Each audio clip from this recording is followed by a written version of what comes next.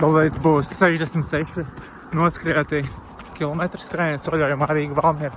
Sāku domāt, ka varbūt varētu sākt sastādīt galvā savu sarakstu ar iemesliem, kāpēc skriet šo skrējienu. Parasti cilvēki prasa, kāpēc skriet atkārtot, kāpēc skriet 4 reizes.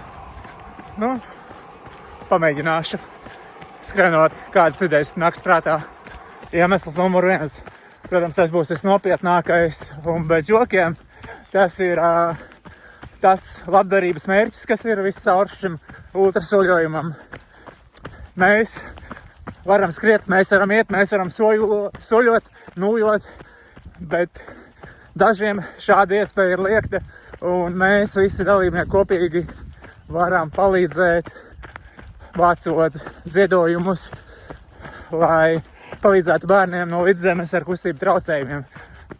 Tas, manuprāt, ir pirmais un svarīgākais iemesls, kāpēc šādā skrējienā ir vērts doties.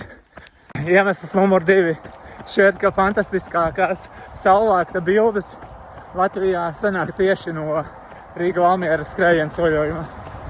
Tā kā es skrienu parasti līdzīgā tempā, tad vienmēr tas ir nedaudz pēc Raganas kontrola punkta. Vienkārši skati ir superīgi. Tādēļ vien ir vērts skriet. Tas numur 3. Tas ir riktīgs skrējēju tusiņš. Tas, kas darās Latvijas universitātē pie numuru izņemšanas un pēc tam nedaudz vēlāk pie brīvības pieminekļa, kā arī visas nakts un dienas garumā trasē. Tas ir kaut kas neaprakstāms vārdos. Tu varat šeit iegūt draugus, satikt savus vecos draugus, papļāpāt, parunāties, salīdzināt savus stāstus. Vispār forša atmosfēra. Iemesls numur 4.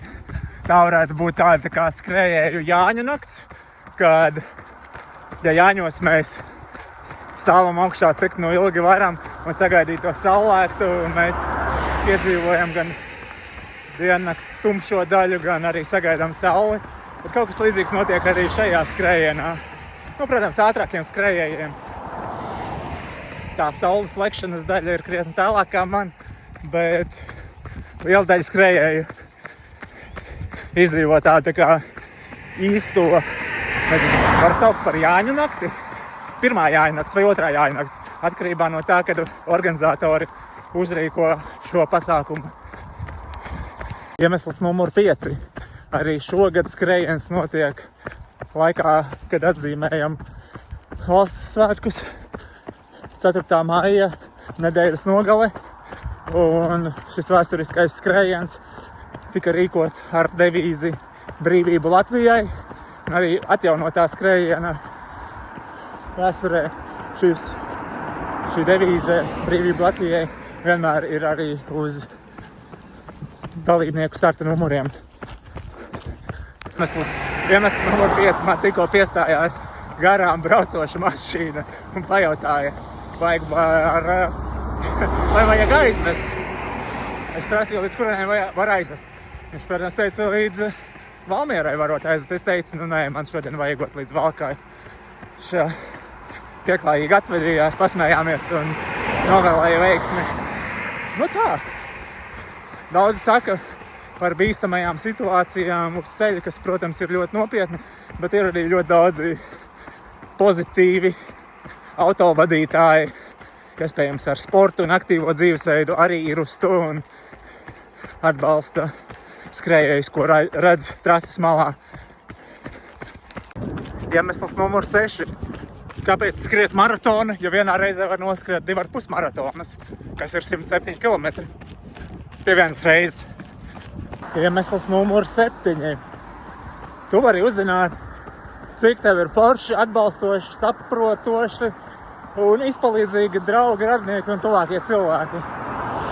Ne tikai viņi atbalstīs, kaut vai sakot, ka tu esi trakais vai trakā, un kāpēc tev to vajag, bet daži atnāks līdz tev arī uz startu, pavadīs ceļā no Brīvības pieminekļa, kāds tev atbrauks uz kādu trases kontrola punktu, uzsauc uzmundrinošus vārdus vai sagaidīs finišā, bet tad vēl ir tādi trakie, kas, nezinu, neizskaidrojami iemeslu dēļ būs gatavi pavadīt visu nakti, nu, ne jau gluži kopā ar tevi, bet visu nakti un daļu no dienas viņi pavadīs mašīnā, ceļa malā, tajā laikā, kad viņi varēja būt foršā gultā, mierīgi izgulēties, vai arī, nezinu, patusēt, satiksties ar draugiem un izklaidēties.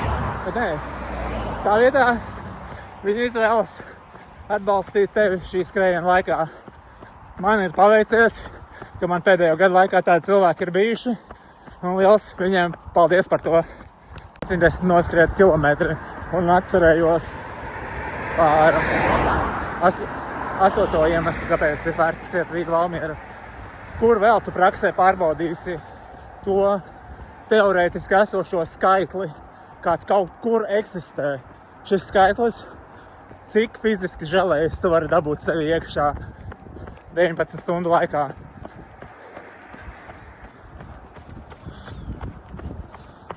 Līdz tā sev sāk radīt riebumu. Un 9. iemesls arī par limitiem. Tas ir lielisks veids, kā tu vari pārbaudīt savus limitus. Ne jau tik vienkārši, kā limits, cik kilometrus tu vari noskriet vienā reizē. Bet tas stāst arī par kaut ko par mērķtiecību, virzību uz mērķi, neatlaidību un tādām lietām, cīņu ar grūtībām un tādu veidu limitiem. Tā kā šis ir lielisks veids, kā pārbaudīt tos. 10. iemesls nedaudz sasauksies ar iepriekš minēto, bet tā ir fantastiska iespēja redzēt, kā Latvijas daba mostas pēc nakts tumsas un klusuma, kā parādās pirmie dziedošie putniņi, un pēc tam jau viss apkārt skan vienās putnu dziesmās. Nu, protams, arī mašīnas ik pa laikam visam tam pa vidu, bet, nu, tādās mierīgākās rīta stundās, kad apkārt dominējošās ir tieši putnu dziesmas, ļoti forši. Tikko izskrēju no Stalbes kontrolpunkta. Mani sagaidīja mani atbalstītāji, atbalsta komanda Mārta un Laima. Un es atcerējos 11. iemeslu, kāpēc skriet Rīga-Valmiera. Nebūs saistīts šoreiz ar manu atbalsta komandu, bet ar brīvprātīgajiem un to, kas pieejams kontrolpunktos.